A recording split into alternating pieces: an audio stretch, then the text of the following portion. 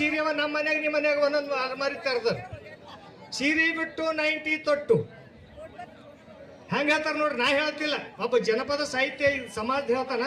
ಸೀರೆ ಬಿಟ್ಟು 90 ತೊಟ್ಟು, ಮಕ್ಕಳ ಶಾಲೆ ಕಳಿಸ್ಲಾಕ 90, ಹಾಲು ತರ್ಲಾಕ 90, 20ಕ್ಕೆ 90, 70ಕ್ಕೆ 90 ಹಾಕೊಂಡು ಮುಂದೆ ನಡೆದ್ರ ಬೆದರುವ ಗೊಂಬಿಗಳಂತ ಕಾಣಿಸ್ತಾರಂತ. ಅವರು ಗೊಂಬಿಗಂಗ ಅಂದ್ರೆ ಬೆದರ ಅಂಜಸಪ್ಲ ಅಂತ ಗೊಂಬಿ ಕಾಣಿಸ್ತಾರಂತ. ನಮ್ಮ ಸಂಸ್ಕೃತಿ ಹಂಗದ. ನೀವು ಎಲ್ಲರ ಮನ್ಯಾಗ ನಮ್ಮ ಮನೆ ಹಿಡ್ಕೊಂಡು ಹೇಳ್ತೇವೆ 200 ಸೀರೆ ಬರೀ ರೋಜ್ ಒಂದೊಂದು ಉಟ್ಕೊಂಡಿರ್ಬೇಕು ಸರಿ ಅಲ್ಲ.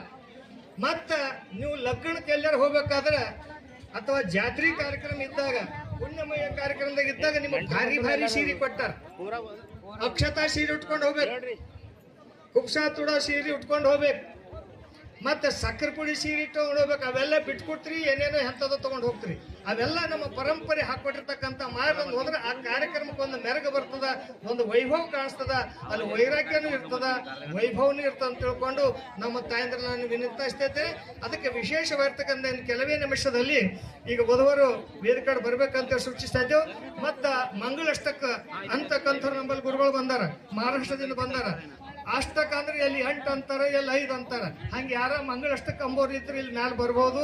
ನಿಮ್ಮ ಒಂದು ಆ ಮಂಗಳಷ್ಟಕದಿಂದ ಮಾಂಗಲ್ಯ ಅಂತ ಧಾರಣ ಆಗಿದೆ. ಇಲ್ಲಿ ನಮ್ಮ ಹೃದಯದ ಹೂಮಾಲೆಯನ್ನ ಅವರು ಒಬ್ಬರೊಬ್ಬರು ವಿನಿಮಯ ಮಾಡ್ಕೊಡ್ತಾ ಇದ್ದಾರೆ. ಅಕ್ಷತ ಬೀಳೋ ಸಮಯದಲ್ಲಿ ನಮ್ಮ ಮಹಾರಾಷ್ಟ್ರದಿಂದ ಇದೇ ಊರವರಾಗಿರ್ತಕ್ಕಂಥವ್ರು ಸಂಬಂಧಿಕರಿರ್ತಕ್ಕಂಥವ್ರು ಅವರು ಬಂದು ವೇದಿಕೆಯಲ್ಲಿ ಬಂದು ತಮ್ಮ ಮಂಗಳಷ್ಟಕವನ್ನು ಮಾಡ್ಬೇಕಂತೇಳಿ ಸೂಚಿಸ್ತಾ ಇದ್ದೇವೆ. ಆ ಎಲ್ಲ ಒಂದು ವೈವಿಧ್ಯವಾಗಿರ್ತಕ್ಕಂಥ ನಮ್ಮ ಪರಂಪರೆ ಮಾಡಿರ್ತಕ್ಕಂಥ ಎಲ್ಲ ಕಾರ್ಯಕ್ರಮಕ್ಕೆ ತಾವೆಲ್ಲರೂ ಯಶಸ್ವಿ ಮಾಡಿಕೊಡ್ಬೇಕಂತ ಹೇಳಿ ಬಂದಿರ್ತಕ್ಕಂಥವ್ರು ತಮ್ಮೆಲ್ಲರಲ್ಲಿ ವಿನಂತಿಸ್ತಾ ಇದ್ದೇವೆ.